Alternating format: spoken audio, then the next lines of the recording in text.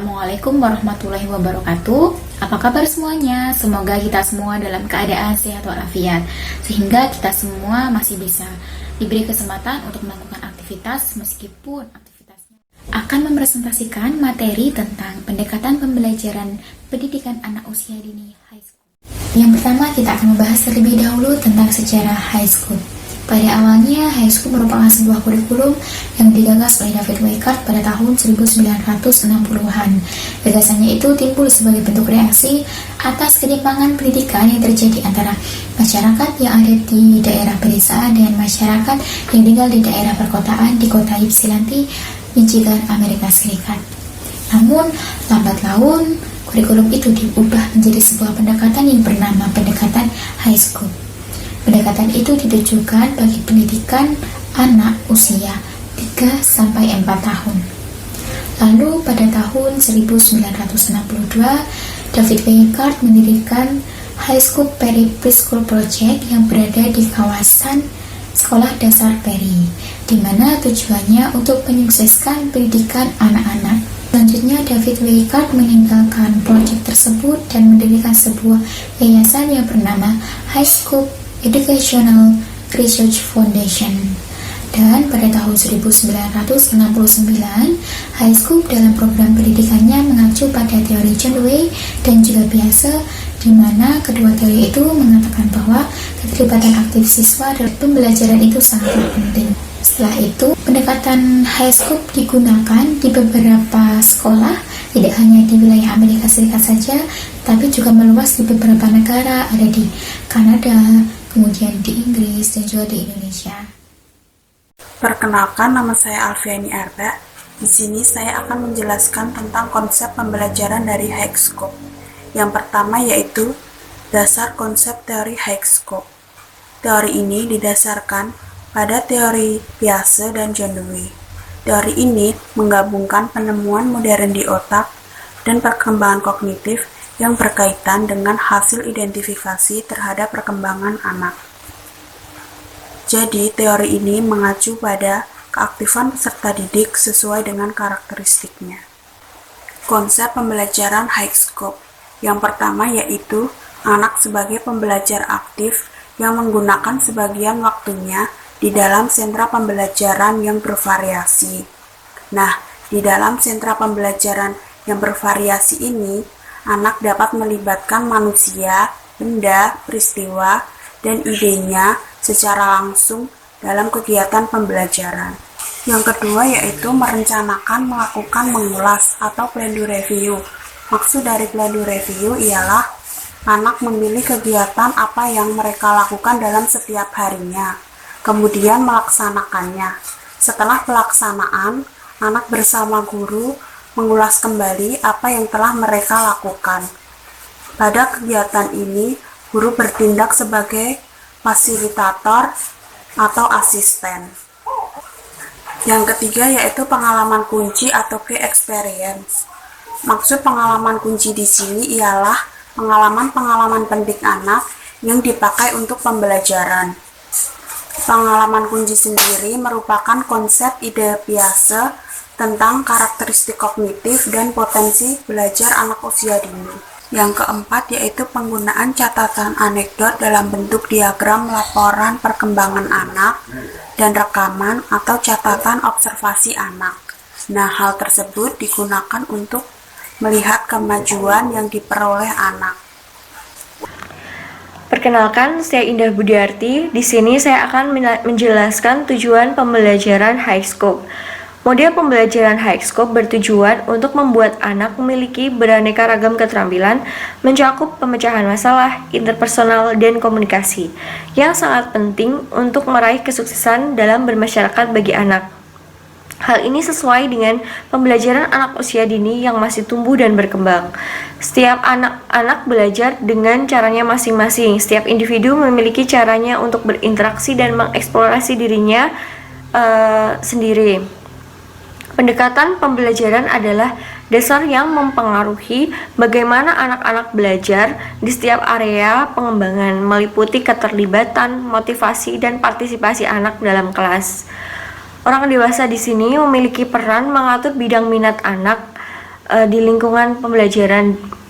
Sebagai orang dewasa, kita mengizinkan anak-anak merencanakan dan meneruskan kegiatan mereka sendiri, sehingga dapat membantu mereka untuk memecahkan masalah dan terlibat dalam kegiatan yang meningkatkan pengembangan kecerdasan sosial dan fisik anak.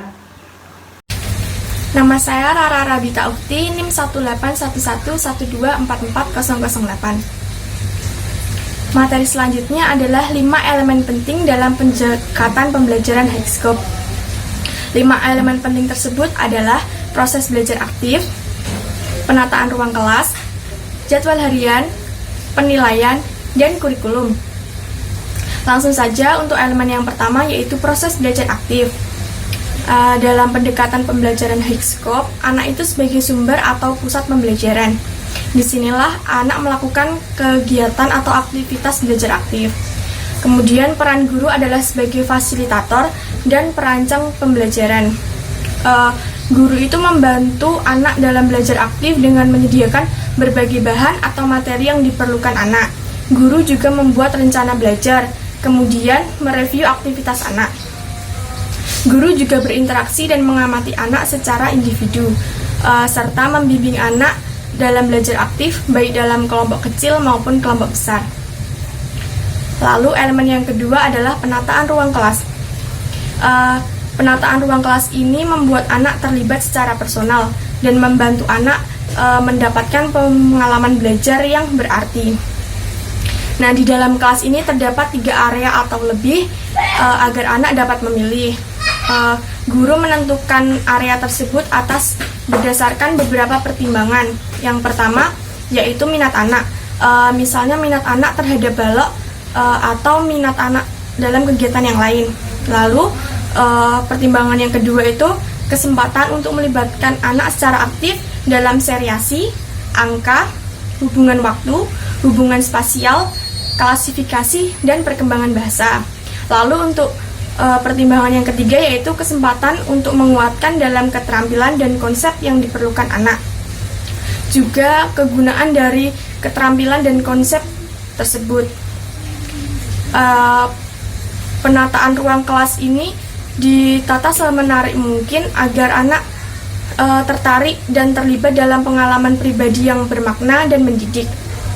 Pengaturan ruang kelas ini sangat mendukung kegiatan sehari-hari. Anak jadi tahu di mana ia harus mencari bahan atau materi yang ia perlukan. Hal ini tentunya mendorong dalam kemandirian anak. Lanjut, untuk elemen yang ketiga adalah jadwal harian. Dalam jadwal harian ini mempertimbangkan tahapan-tahapan perkembangan anak. Kemudian guru menyediakan waktu 60-70 menit untuk melakukan plan do review yang sebelumnya telah dijelaskan. Guru juga menyediakan isi dalam area. Nah, sebisa mungkin kegiatan dalam jadwal harian ini dilakukan secara konsisten sepanjang hari dan meminimalisasi jumlah transisi. Lanjut, untuk elemen yang keempat adalah penilaian. Dalam melakukan penilaian, guru membuat catatan tingkah laku anak. Hal ini dimaksudkan untuk membantu guru dalam memahami cara berpikir dan cara belajar anak, serta guru dapat mengetahui sejauh mana kemajuan perkembangan anak. Dalam melakukan penilaian, guru mengumpulkan data dengan 2 cara. Yang pertama itu dengan catatan key experience dan yang kedua menggunakan portofolio.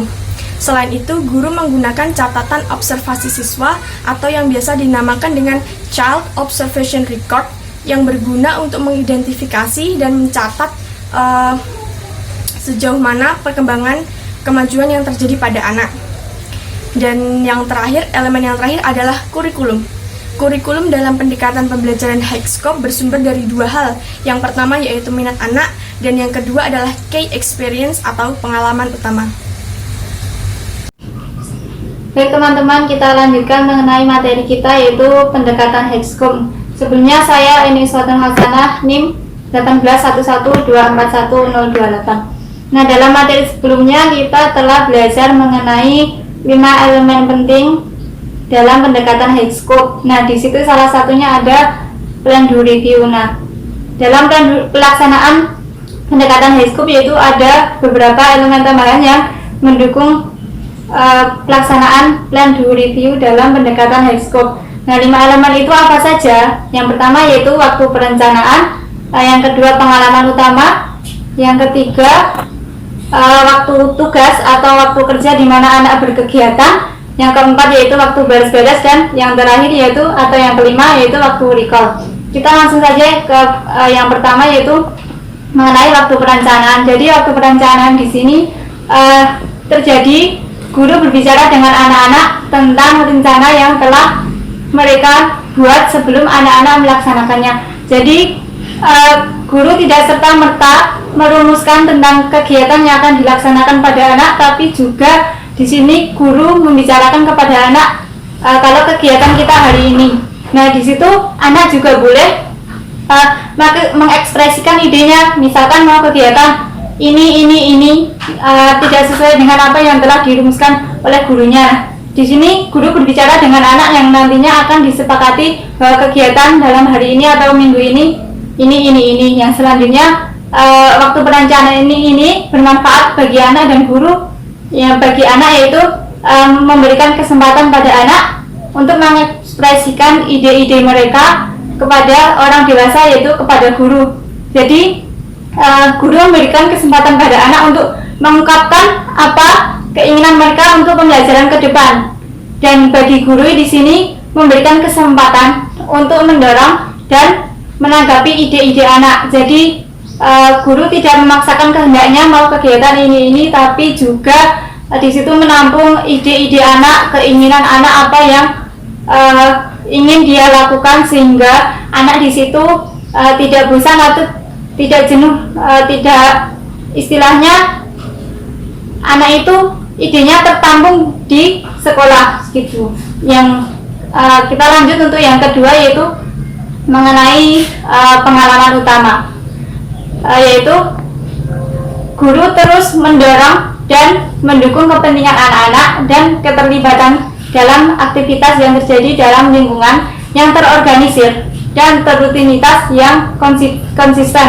Dan rencana ini rencana guru untuk keeksperimen atau pengalaman utama dapat memperluas dan menguatkan kemampuan anak-anak.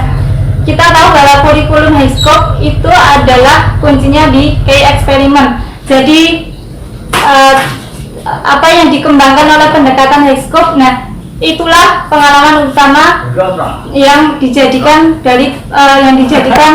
inti dari pendekatan high scope. Nah, adapun pengalaman utama apa saja itu ada banyak banget, di buku-buku atau literatur yang lain juga ada banyak sekali.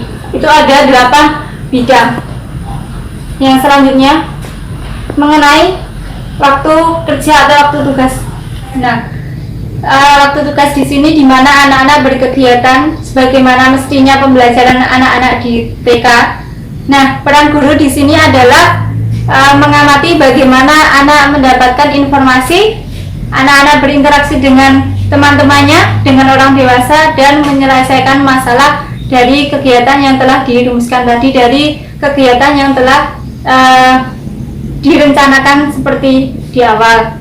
Nah, yang keempat adalah waktu beres-beres. Nah, waktu beres-beres di sini yaitu di mana anak-anak mengembalikan semua barang dan peralatan yang digunakan ke dalam tempat yang sudah diberi nama atau diberi label, dan menyimpan proyek mereka yang belum selesai. Jadi dalam pelaksanaan pendekatan high scope ini ada penataan ruang kelas, yaitu di mana ketika akan memulai kegiatan di sini guru telah menyiapkan peralatan-peralatan yang akan digunakan.